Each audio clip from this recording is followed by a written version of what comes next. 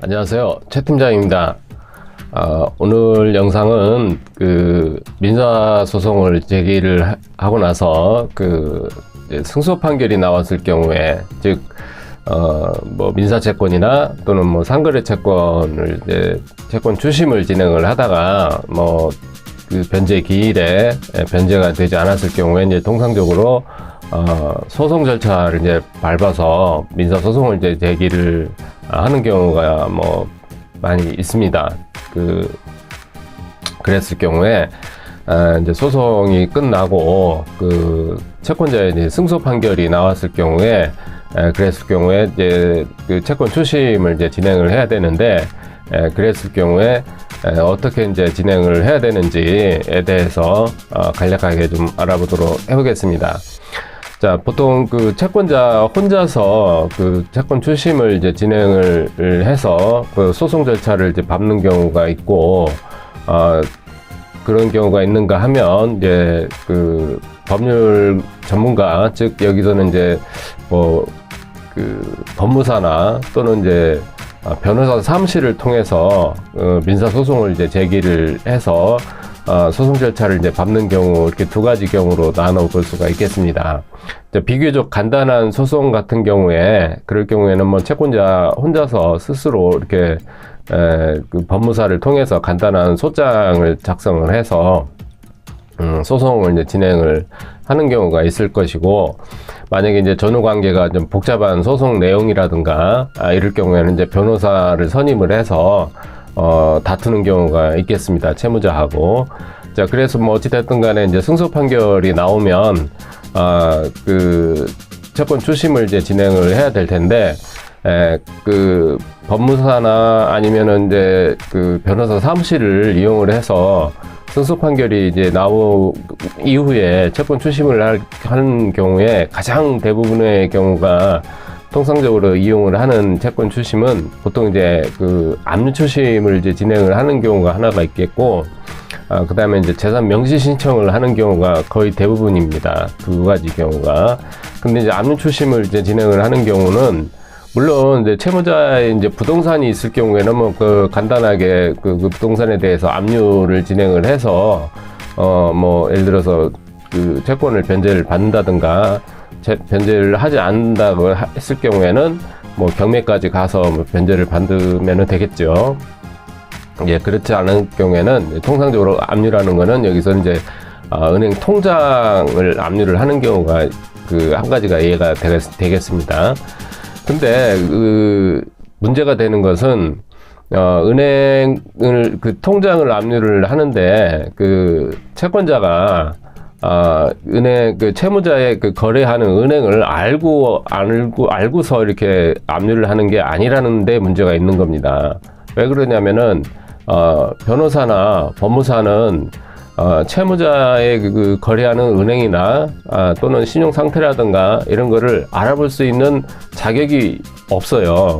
부여되어 있지가 않기 때문에 그냥 통상적으로 무작위로 시중은행을 찍어서 통상적으로 이렇게 압류를 합니다. 그래서 압류를 해서 걸리면은 추심이 되는 거고, 안 걸리면 말고 통상적으로 이렇게 압류를 합니다.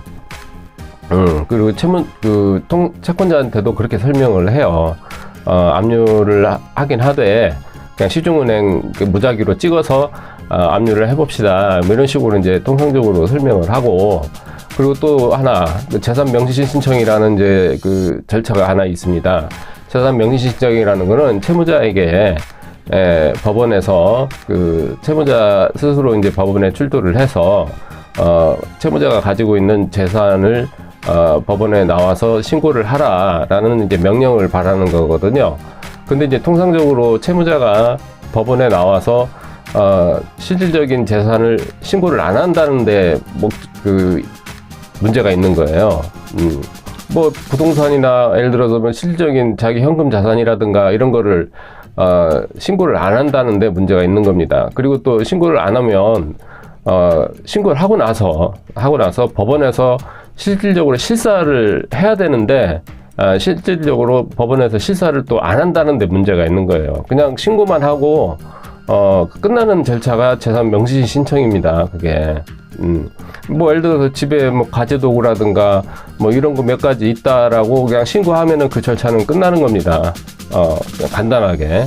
그렇기 때문에 그냥 그 채무자에 대해서 그 전반적인 사항을 알지 못한 상태에서 간단하게 할 수 있는 절차가 그냥 그 채무자의 통장 거래 내역을 정확히 뭐 예를 들어서 어디를 은행을 거래를 하는지 알아보지 않은 상태에서 간단하게 그냥 찍어서 시중은행 몇 군데를 그냥 찍어서 이렇게 뭐 압류를 하는 행위 자체 하나하고 그 다음에 재산 명시 신청 하는 거 하나 정도 요 정도의 그 법률 행위를 진행을 해서 그 채권 추심을 진행을 하는 것밖에는 없습니다.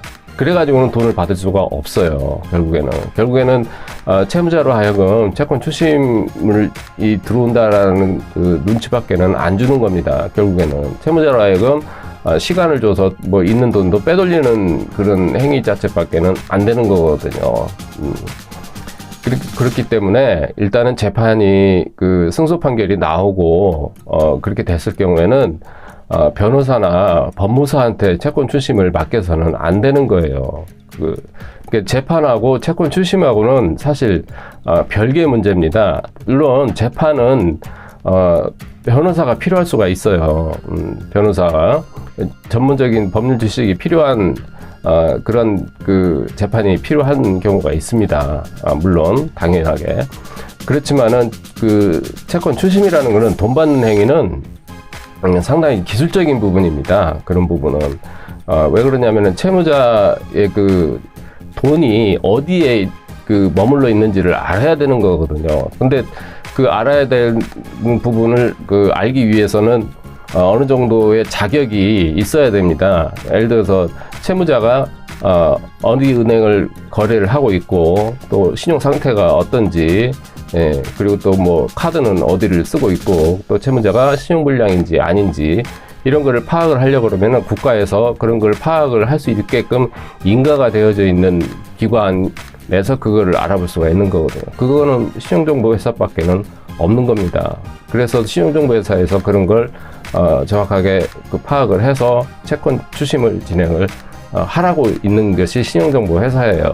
그렇기 때문에 재판이 끝나면 승소 판결이 나왔다고 한다면은 재판 과정까지는 뭐 법무사나 변호사가 개입을 한다가 손치더라도 채권 추심 행위 자체는 거기다 맡기시면은 그 10중 8구는 실패하는 경우가 거의 많아요. 그렇기 때문에 채권 추심을 진행을 하실 때에는 그 재판이 끝나고 나서 바로 그 신용정보회사라든가 이런 데 전문기관에 의뢰를 하셔서 채무자의 그 자산 현황이라든가 그 신용 상태라든가 이런 거를 정확하게 알아보시고 그러고 나서 뭐 압류를 하신다든가 이렇게 진행을 하셔야 되는 거지 그냥 무작위로 이렇게 뭐 압류 행위를 한다든가 이렇게 하는 거는 굉장히 그 돈을 받기 위한 옳은 그 처치 방법은 아니라고 생각이 됩니다. 예를 들어서 뭐 병원에 가셔가지고 뼈가 부러졌는데 피부과 가가지고 뭐 피부에다가 약 바른다고 해서 낫는 거는 아니지 않습니까? 그거하고 똑같은 위치라고 보시면 되겠습니다. 그래서 오늘은 재판이 끝나고 승소 판결이 나왔을 때 채권 추심을 어떻게 진행을 해야 되는지에 대해서 간략하게 알아보는 시간을 가졌습니다. 이상 최 팀장이었습니다. 감사합니다.